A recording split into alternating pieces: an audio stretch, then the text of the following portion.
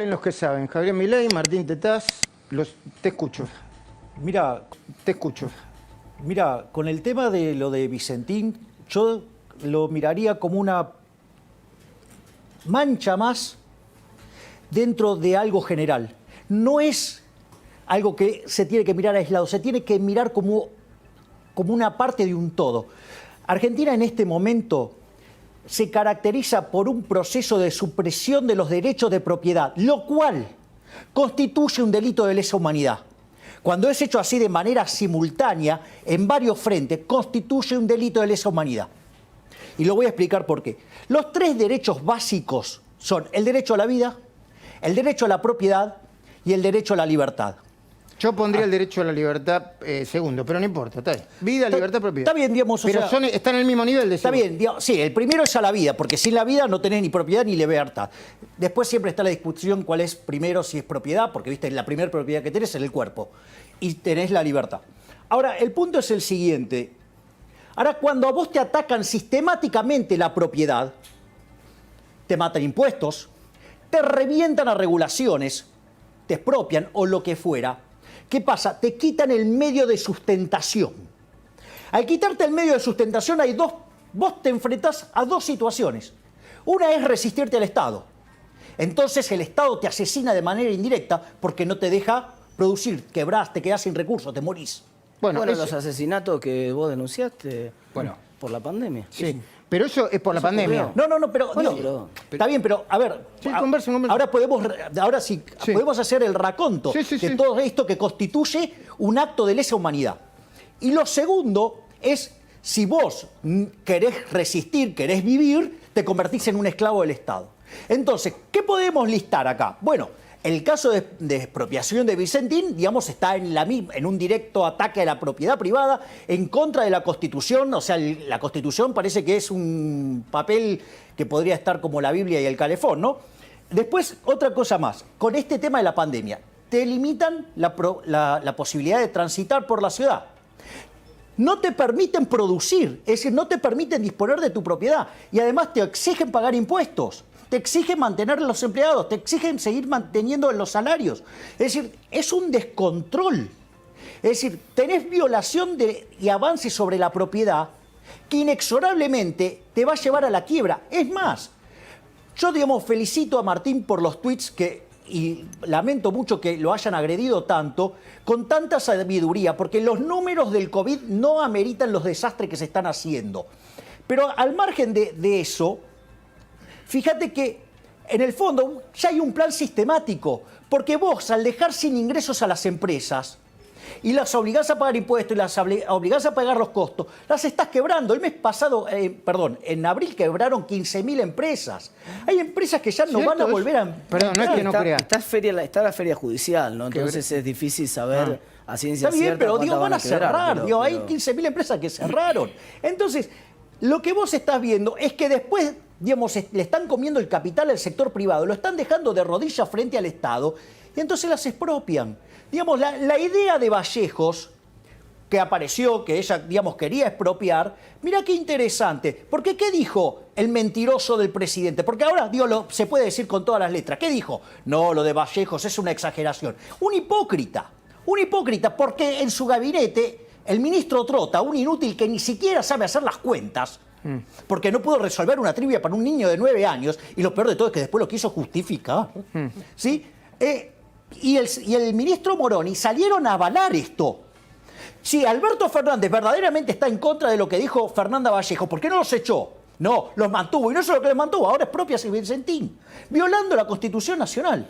¿Lo puedo sumar a Martín? Martín, te agrego tu análisis, incorpora el análisis. Te agrego un dato más ahí, que es el intento de construcción de la épica. Yo siempre digo que el peronismo es una hermenéutica de la abundancia, ¿no? Uno dice, ¿qué fue el peronismo? Decile a la audiencia que es hermenéutica. Una interpretación. El peronismo no hubiera existido en la Argentina sin nación. El peronismo no hubiera existido en la Argentina si Argentina no hubiera tenido entre el año 45 y el año 49 los mejores términos de intercambio de su historia. En castellano, el precio del trigo, el mejor precio del trigo de la historia de la Argentina y por lo tanto una superabundancia de divisas para el país.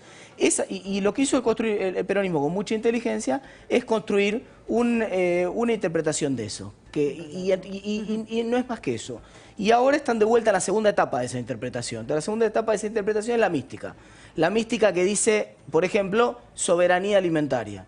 Soberanía alimentaria... Perdón, quiero interrumpir con dos cosas hablando de soberanía alimentaria. En un ratito vamos a hacer un Skype con Eduardo Amadeo y con Waldo Wolf, porque por un lado el bloque, creo que 6 o 7 diputados del bloque Junto con el Cambio están denunciando al presidente por abuso de poder. Y Eduardo Amadeo escribió un ensayo que creo que mañana o dentro de poco se va a publicar en Infobae, que tiene que ver con ese concepto de soberanía alimentaria. Discúlpame. Mirá, soberanía alimentaria es tan ridículo como si Arabia Saudita dijera que necesita soberanía petrolera. Es lo mismo. Porque es un exportador neto de eso. Para que entienda la gente un poco el concepto, la idea de soberanía alimentaria viene de Europa después de la Segunda Guerra. En momentos en los cuales había países que no eran productores de alimentos y que entonces eran importadores de alimentos y dependían a veces de importar de países con los cuales podían estar en conflicto. Lo quiero sumar a Fede, pero son buenos, ponen buenos títulos. Pero déjame terminar la idea esta. Entonces, la idea era que vos produjeras, incluso a pérdida, incluso subsidiado, alimentos para nunca tener que depender de las importaciones de alimentos de otro país. Pero Argentina alimenta al mundo. Argentina es un exportador neto de alimentos. Por lo tanto, es ridículo hablar de soberanía alimentaria de un país que obviamente tiene soberanía alimentaria. Después de Federico, si no, quería agregar un dato que es interesante. Él ponía el ejemplo de Arabia Saudita como un absurdo de querer hablar de soberanía petrolera. Pero ojo, que está Venezuela, que perdió la soberanía petrolera. ¿Por qué la perdió la soberanía? Porque el Estado intervino sobre el petróleo en los mismos términos que quieren intervenir en Vicentín. Bueno, y en el medio, la soberanía. No en el medio de la expropiación, pero en el medio de un tema de corrupción con el socio, ¿no? Con el socio de Vicentín, que lo va a explicar Guadalupe Vázquez. Muy interesante el tema. ¿Me decís? A ver, volviendo con la línea de la soberanía alimenticia, ¿no? A ver, lo hicieron con los hidrocarburos, ¿sí? Con la energía. Éramos exportadores netos cuando llegaron los Kirchner. Se fueron importadores netos con unos desastres impresionantes con la importación de los insumos. Propusieron la soberanía monetaria. Nos llenaron la canasta de inflación y el impresentable de Banoli se fue con una posición en dólar futuro de 23.000 millones de dólares. Todo vendido de aire, dejándole cash por 1.500 millones de dólares a Sturzenegger. Y no cuento más cosas porque son muchísimo más graves.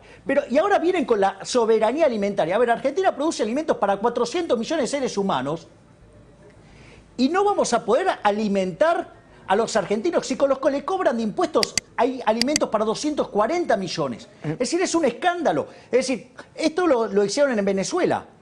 Digo, la gente perdió 10 kilos en promedio. Claro.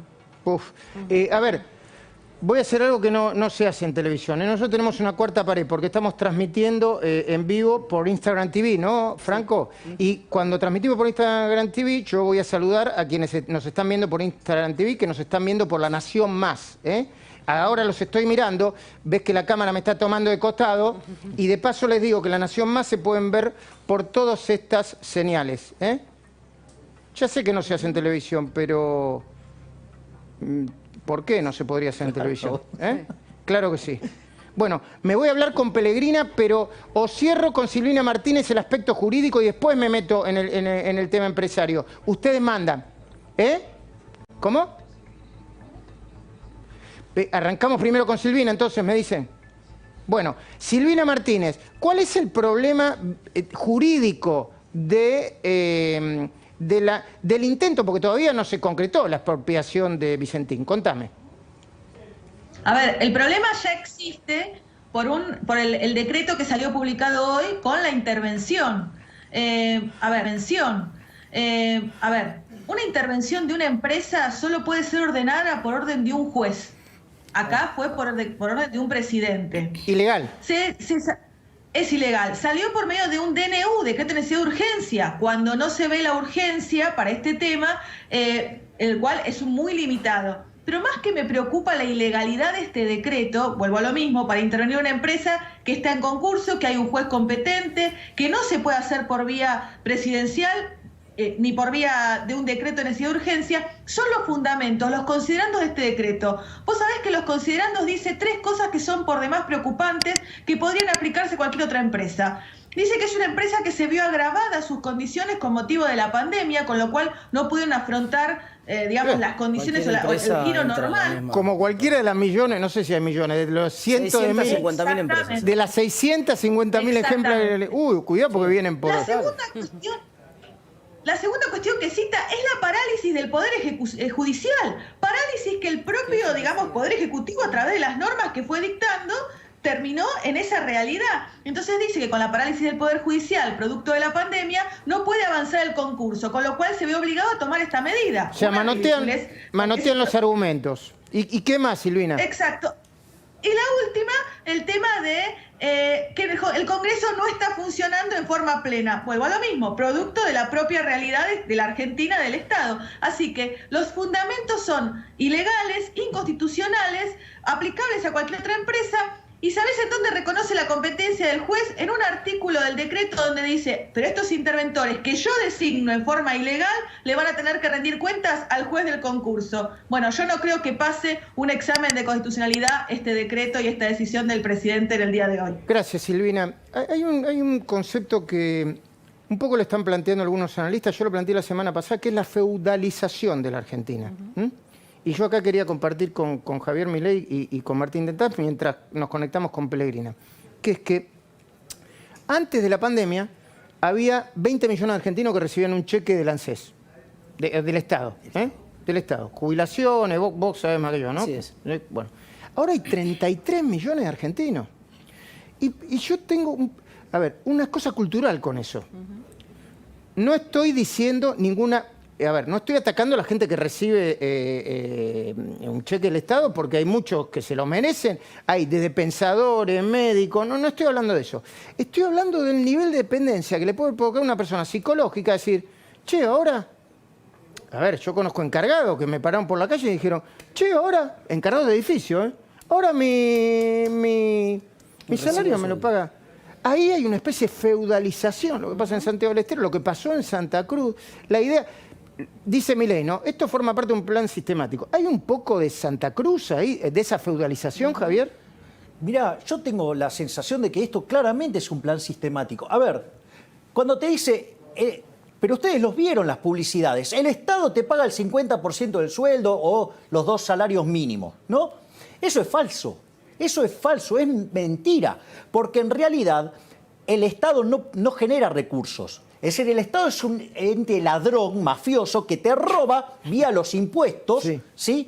Bueno, recordemos que yo tengo una filosofía... anarcocapitalista, ya entiendo, anarcocapitalista. O sea, para mí los impuestos son un robo. Digo, nadie los paga voluntariamente.